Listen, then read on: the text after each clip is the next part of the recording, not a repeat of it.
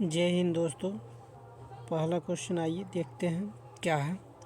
गुरप्रीत एक दुकान पर गई और उसने एक सोफ़ा खरीदा। उसे इस पर 20% की छूट मिली। यदि उसे 30% छूट मिलती तो वह 1000 रुपये और बचा पाती थी। यानी पहले 20 अभी 30, तो मतलब ये दोनों का डिफरेंट 10%। तो 10% बराबर कितना हो गया 1000। 1% बराबर 10, 1000/10। और बोला कि 20% कम, तो उसका पहले 100 रुपया था। मान लीजिए कि उसका 100 रुपया, फिर बाद में उसको कितना 80 रुपया है।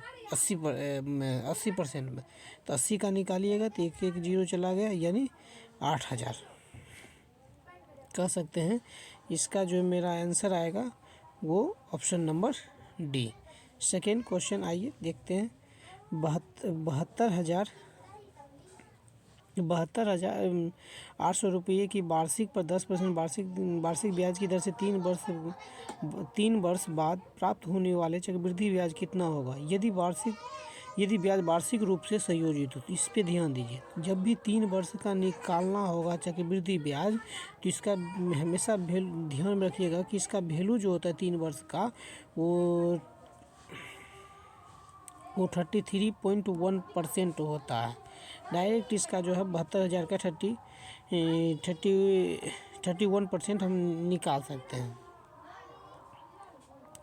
72,800 का डायरेक्ट 31% हम इसका निकाल देंगे। और निकालने के बाद इसका जो है ना 24,096.80 आंसर, यानी डी नंबर इसका आ जाएगा। आइए तीसरा क्वेश्चन देखते हैं। बोला है क्या, ABC के बीच जो है 45,000 और 18,000 को दो अलग अलग राशियों में वितरित किया गया। 45,000 को जो है 3-7-5 के अनुपात में, और 18,000 को जो है 4-2 और 3 के अनुपात में बांटा गया है। तो ए और सी के राशि के अंतर, इसमें ध्यान देना है कि ए और सी की राशि। तो हम देख सकते हैं कि ए, बी और सी। तो पहला जो है 45,000 को जो है इतना 45,000 को जो है 3, 7 और 12 के अनुपात में बांटा गया। तो इसको पहले कीजिए, कितना होगा 7, 3, 10, 5, 15, 15 या 45, यानी आया कितना 3 आया। तो ए का हो जाएगा 3 3 9,000। यहाँ पे ये 9,000। बी का हो जाएगा तो ध्यान से, तो ए का हो जाएगा 9,000, बी का होगा 21,000 और सी का हो जाएगा 15,000। फिर आगे देखिए 18,000 रुपये की दूसरी राशि को 4, 2 और 3 के अनुपात में बांटा गया। ए और सी के मतलब 4, 2, 6, 3, 9, 9 दूनी 18, यानी कितना आया 2 रेशियो 2, मतलब एक रेशियो का 2,000 निकला। तो 4 रेशियो का 8,000। और हमको बी से नहीं मतलब है, ए और सी से ही मतलब है। तो फिर हम सी का वैल्यू कितना दिया है, सी का 3 दिया है। तो 3 का कितना हो जाएगा 6,000। यानी हम कह सकते हैं इसका जो है 17,000 आएगा, और ये जो है मेरा 21,000 आ गया। तो 21,000, ये दोनों के बीच डिफरेंट मेरा 4,000 निकला। तो वही कह रहा है ए और सी के बीच कितना जो है मिली राशि में कितना अंतर है। तो वो हमारा जो है 4,000 आएगा। आगे आपका क्वेश्चन बोर्ड मास का बहुत अच्छा सा क्वेश्चन दिया गया है, इसको देखिए। तो सबसे पहले इसको अंदर वाले यहाँ का इसको सॉल्व कर लीजिए, फिर इसको कर लीजिए, फिर इसको कर लीजिए। ये तो आपका सिंपल है। इसका जो है आंसर आपका आ जाएगा ऑप्शन नंबर 4 आएगा। आगे देखिए, आपको 4 धनात्मक संख्याओं का अनुपात दिया है, 5 अनुपात 8 अनुपात 12 अनुपात 18। उनका लघुत्तम समान 5, 8, 12 और 18 का लघुत्तम आप एलसीएम निकाल लीजिएगा तो 360x आ जाएगा। 360x, और उसी का जो है लघुत्तम समवर्तक आपका दिया हुआ है 2880। तो यहाँ पे इसको काट दीजिए, तो आपका जो है x का वैल्यू आ जाएगा कितना, x का वैल्यू आ जाएगा इसको कितना, x का वैल्यू आ जाएगा 8 आ जाएगा। तो 8 आ जाएगा, तो इसमें से 8 आ जाएगा, तो x का वैल्यू 8 आ गया है। तो आप देखिए यहाँ पे कह क्या रहा है, सबसे बड़ी 18 और सबसे छोटी 5, तो ये दोनों का डिफरेंट 13 और उधर मेरा 8 है, तो 13 8 104, यानी ऑप्शन नंबर 2 मेरा हो जाएगा। ये आपका क्वेश्चन, इसको गौर से देखिएगा। तो ये आपका जो है a² + b² + 2ab के फॉर्म में है, क्योंकि ये 0.750 है और इसको 2 × 0.35 हम लिख सकते हैं। तो ये आपका a² + b² + 2ab की फॉर्म में आ गया। तो हम इसको जो है डायरेक्ट लिख सकते हैं 0.65 + 0.35 का होल स्क्वायर कर सकते हैं। ये दोनों को ऐड करने पे 1 आएगा, 1 का स्क्वायर कितना हो जाएगा, 1 हो जाएगा। और आपका 1 जो है ऑप्शन नंबर बी में है।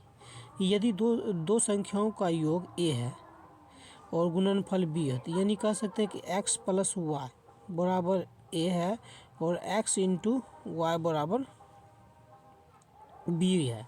और बोला क्या, उनके व्युत्क्रम का योग, व्युत्क्रम मतलब कि 1/x का बोल रहा है + 1/y का बोल रहा है। तो दोनों का निकालिएगा तो x × y हो जाएगा, यहाँ पे x + y हो जाएगा। तो x + y का वैल्यू मेरा कितना दिया a, और x × y का वैल्यू b।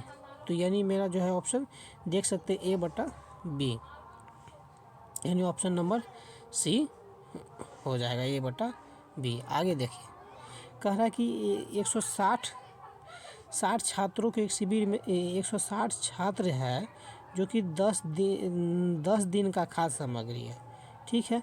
यदि 40 छात्र और शिविर में आ जाते तो 160 रहा, तब 40 आ गए तो कितना 200। अब यही खाना कितना दिन में चलेगा, तो x दिन में मान लेते हैं। इसको 1 0 1 0 1 0 1 0 चला गया, फिर इसको 2 से इसको काटेंगे तो ये 8 आ जाएगा। तो यानी x का वैल्यू कितना आएगा, 8। और देख लीजिए कि 8 जो है आपका ऑप्शन नंबर 3 में है। इधर देखिए, आपका ये पाइप और टंकी से क्वेश्चन दिया गया है। इसको जो है बनाने का सिंपल आप कर सकते हैं कि 4 मान लीजिए, 6 मान लीजिए और 12 है। तो इसका सबका एलसीएम यहाँ पे 12 आ जाएगा। 4 × 12, 6 × 12 और 12 × 12, तो यहाँ पे ये 12 हो गया। ये टोटल कैपेसिटी से इसको हम डिवाइड करके 3 × 5 = 6, 6 × 12, यानी मेरा ऑप्शन आपका ये जो है फर्स्ट इसका हो जाएगा। अब क्या कर रहा है, एक आयत और एक समबाहु त्रिभुज, एक आपका आयत है और एक आपका समबाहु त्रिभुज है। तो मानिए कि ये 8 है, ये 4 है, इसका जो है ये 8 8 8, तो इसका परिमाप निकालिएगा तो दोनों का परिमाप है वो 24 24 आ जाएगा, 24 24 आ जाएगा।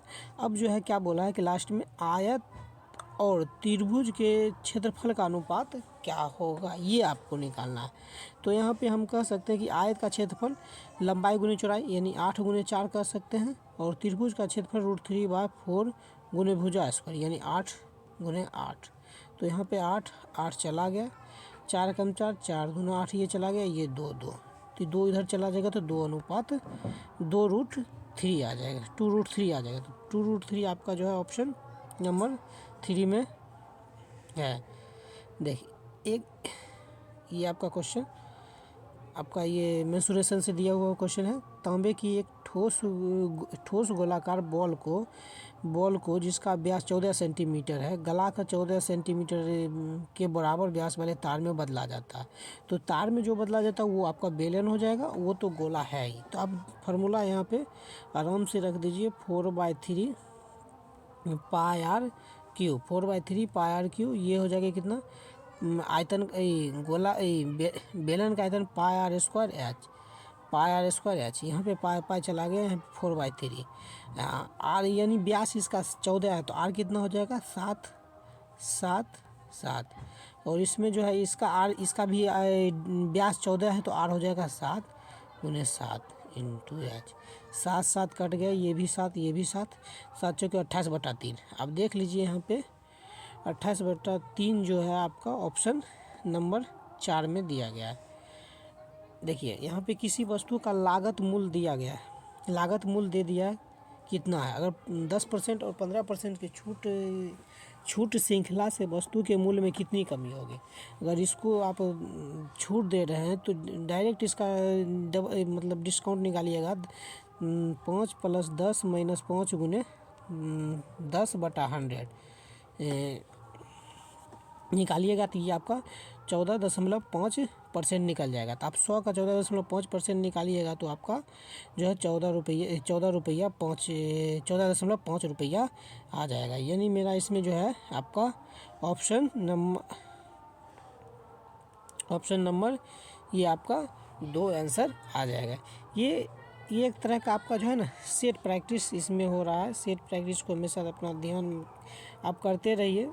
मेरे बनाने से पहले आप जो है इसको जो है बनाने का ट्राई कीजिए। आपका आंसर मिल रहा है कि नहीं मिल रहा है। जब तक आप नहीं बनाइएगा तो आपका जो है प्रैक्टिस नहीं होगा और आप अच्छे से इसको नहीं बना सकते। तो देखिए यहाँ पे 1/10 बॉय है, ठीक है, और बोला है लड़की कितना 1/4 गर्ल, ठीक है।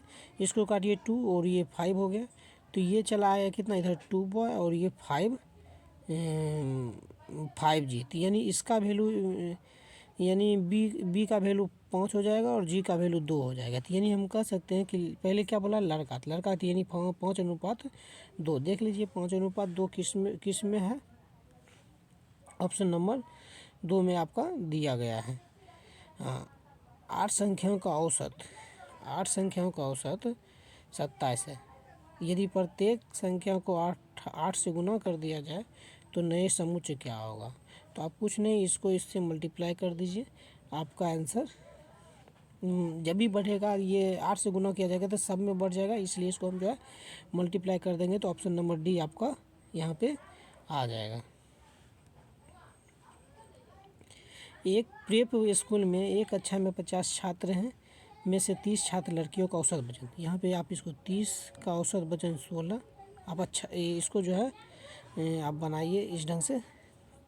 30 छात्र जो है कितना 16 वजन है, बचा कितना 50 में से 30 यहाँ हो गया तो बचा कितना 20 और 20 का वजन जो है 15.5 है।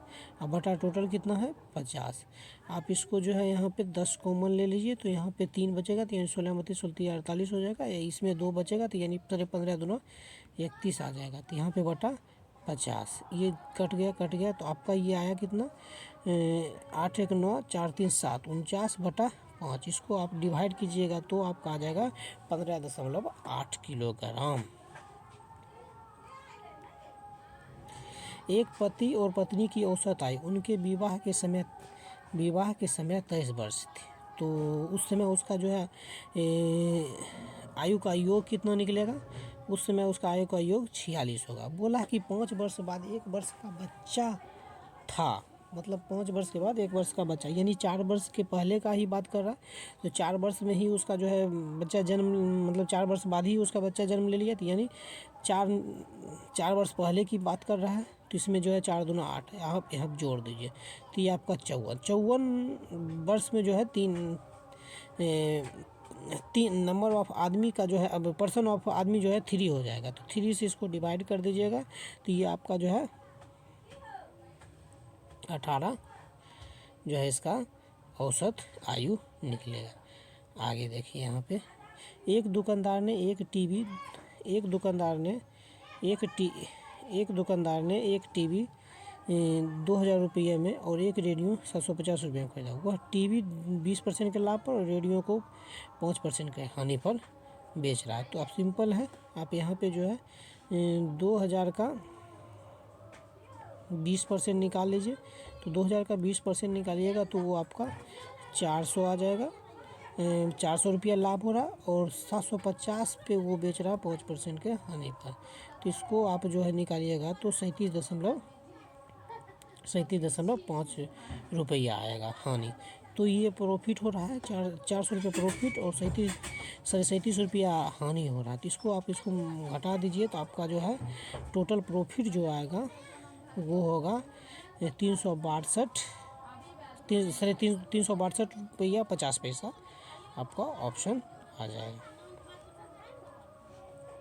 एक चुनाव में 3 चुनाव लड़ा, पहले को 40%, दूसरे को 36% और मतों की कुल संख्या कितना हो। तो एक 40 लाया, दूसरा जो है 36, 40 36 76 और दूसरा जो होगा वो 24 होगा। अब डायरेक्ट जो है इसका 24% निकाल लीजिए, तो आपका जो निकल जाएगा 36 और 24 को मल्टीप्लाई कर दीजिए, आपका जो है इसका आंसर जो है आपका मल्टीप्लाई करने के बाद 86 84 आ जाएगा। यहाँ पे देखिए इसको, ये आपका ट्रेन से रिलेटेड क्वेश्चन है। जैसे कि दिया है 120 मीटर लंबी ट्रेन को एक टेलीग्राफ खंभे से गुजरने पर 6 सेकंड का समय लगता है, ट्रेन की गति कितनी होगी। तो आप सिंपल है, ये जानते हैं कि एवरेज बराबर होता है ये स्पीड बराबर होता है डिस्टेंस बाय टाइम। तो डिस्टेंस मेरा 120 और टाइम 6 सेकंड, तो यानी आ गया 20 आ गए। तो ये मीटर पर सेकंड में, इसको किलोमीटर पर आवर में 18/5 से कर दिया जाता है। 5 चौके 20, 18 36 18 चौके 72, ये आपका जो है यहाँ पे ये 72 किलोमीटर पर आवर आ जाएगा। अब आपका ये जो है लास्ट क्वेश्चन है, इसको देखिए। 250 रुपये की राशि पहले वर्ष में 4% और दूसरे वर्ष में 8% की चक्रवृद्धि ब्याज पर कितनी हो जाएगी। तो आप इसको जो है पहले आप इसको जो है 250